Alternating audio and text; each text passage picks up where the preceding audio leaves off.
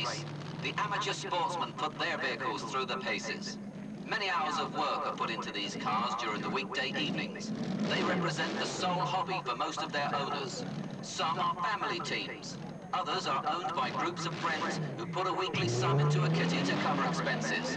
Most evenings are spent working on the car in between the drag race dates. Hours are spent on the appearance of the vehicle. Many owners are engineers trying out their own innovative ideas. Some are lucky enough to have sponsorship of parts, but most finance themselves for the love of the sport and to satisfy their own egos in a few brief seconds on a drag strip. The organising clubs are also voluntary. Hours of unpaid work goes into setting up a drag race meeting. As far as the sportsman races are concerned, drag racing is their life both socially and competitively. The competitive spirit is strong out there on the strip, but back in the pits, everybody helps everybody else to get that car back out onto the strip for the next round of competition. Drag racing has its own subculture and sense of values. It's completely classless, with managing directors racing garage mechanics and housewives racing showbiz stars. It's back to the professionals again. Round 2 of the match race. This time the start has been filmed in slow motion.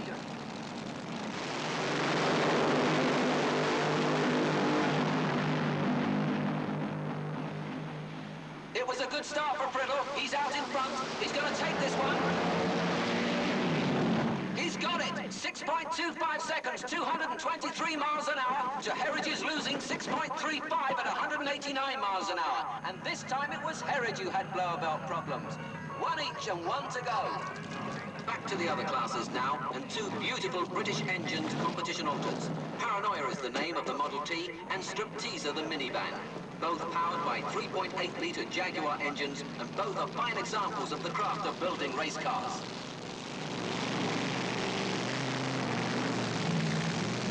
Both cars are carefully coming into stage.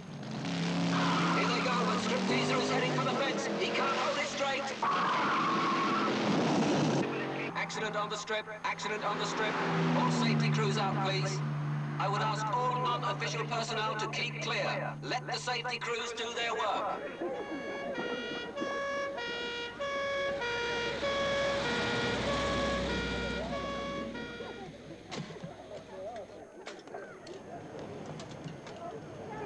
The driver seems to be okay, but the car looks pretty bad.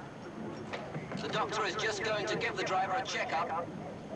In fact, the fiberglass body of the car doesn't look too bad from here, but the chassis has had it. Okay, we've received the word that the driver of Stripteaser is fine. He's still a bit shaken, but we can now continue with the racing. Russ Carpenter is getting ready for his race. Dragsters are very, very temperamental machines. They can break at any time. You're stressing them to their absolute ultimate most of the time. So therefore, components which you cannot ever foresee breaking points can let you down. At the start line, you're thinking of these things all the time. You're thinking, will the engine stay running? Will I react correctly to the green light? You know, can I beat this guy? Will he go faster than he officially is capable of? Will I be able to catch him, etc.? All these things go through your mind as you're staging ready for the race. Your adrenaline comes up, your reactions suddenly become very, very quick. The lights react at 0.4 of a second approximately, which appear almost to be half an hour, as it were, so that they almost go into slow motion.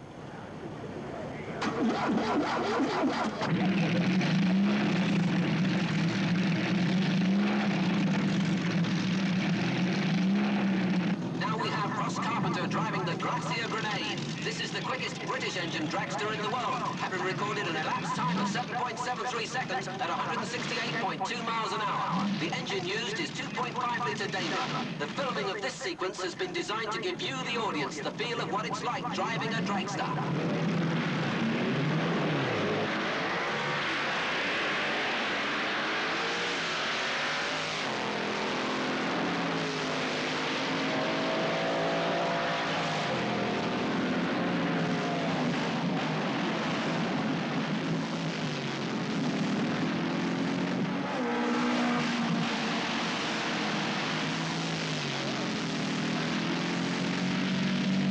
Chute's out now, and he's slowing down.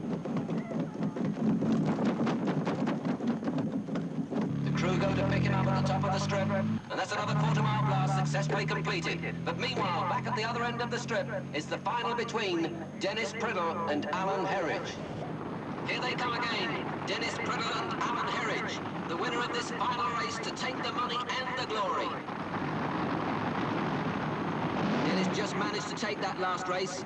Herridge's blower belt broke as he was beginning to catch him.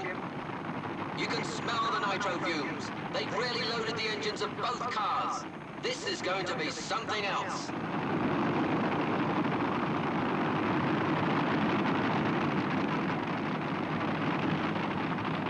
They're staging.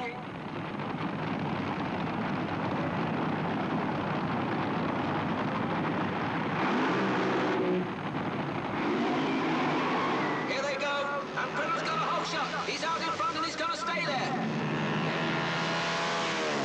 And Priddle's got it with a beautiful time, 6.21 seconds at 217 miles an hour, with Herridge really flying at 6.20, 232.3. Priddle's quicker reactions gave him the race. Well, that's it. We hope you've enjoyed the racing. To end today's meeting, we've got a special fireworks display, followed by the exciting spectacle of Andrew Hurdle's jet car.